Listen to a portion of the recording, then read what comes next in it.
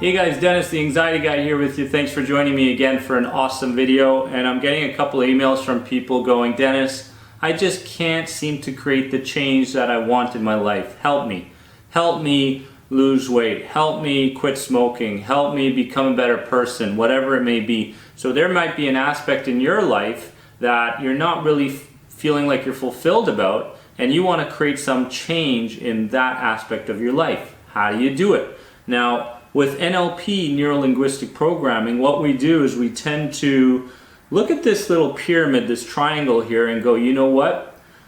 Which aspect is contributing the most to that person continuing that kind of habit that they're in? So today, we're going to talk a little bit about the different levels of instigating change. And as you can see in this pyramid here, there is the where, there's the what, there's the how, there's the why, there's the who, and at the top there's the connection. And we're going to start to get in depth with each and every one of those. So let's start with someone wanting to lose weight, okay?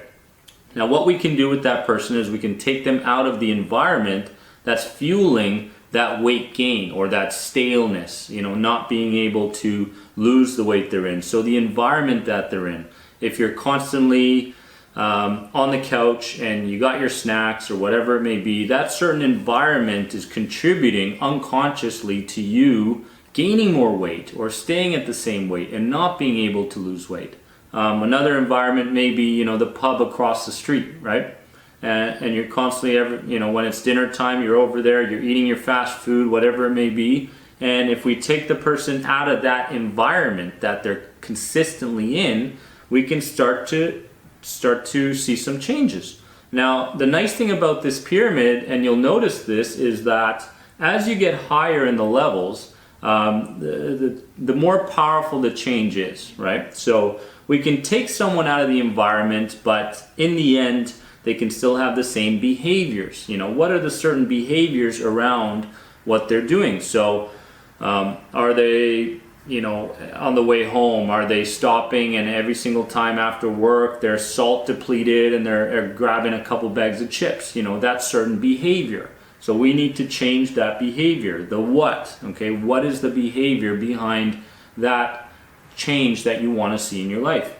The next one is the how, so the skills and abilities. And this is a big one, because what we can start to do with these people is we can start to give them new skills and abilities to fulfill the certain need that they feel like they have to have. Right now they feel like when they eat and when they overeat and can't lose weight, they feel like they're fulfilling a need. It makes them really joyful, it makes them really happy, it makes them feel fulfilled. It keeps their friends around, maybe, whatever it may be that they think, and we're going to go into that one in a second.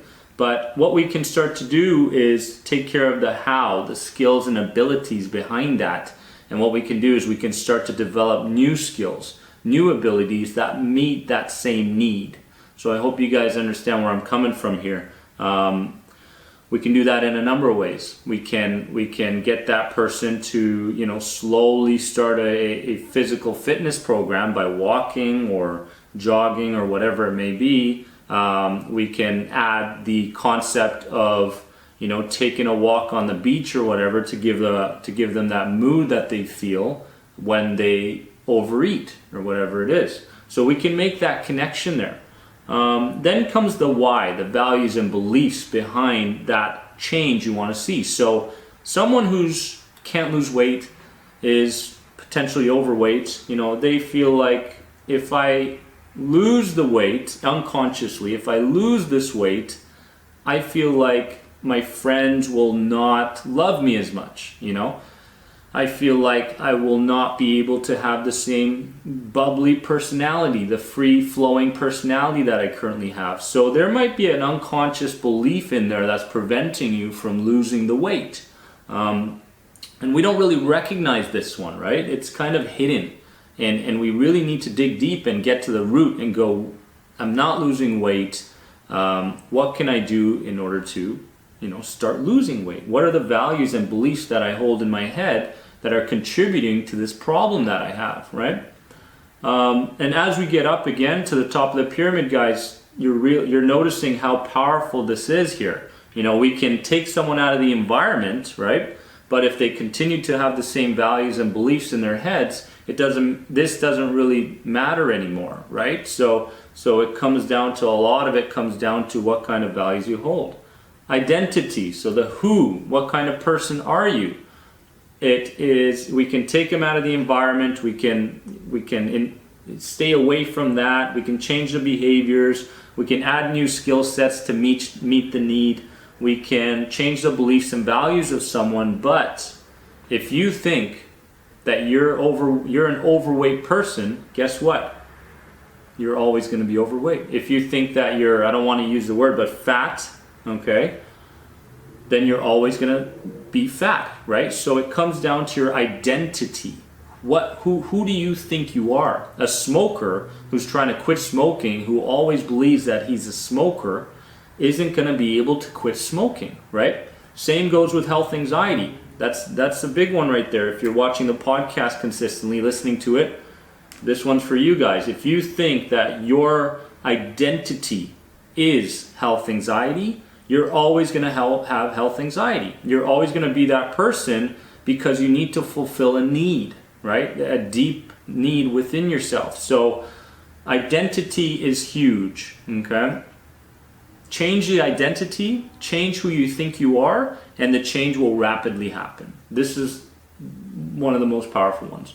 The top one is the connection, or the mission or your purpose in life, right? So what kind of purpose do you have in your life, right? What kind of mission are you on, and how are you meeting that purpose or that mission in your life? And this one kind of goes away from the current change that you're trying to do in your life, you're trying to make, but it's really important to understand the connection that we need to have in our lives. You know, deep down, what kind of mission are you on? What kind of purpose does your life hold, right? And it's important to just take a few minutes, guys, and go, you know what?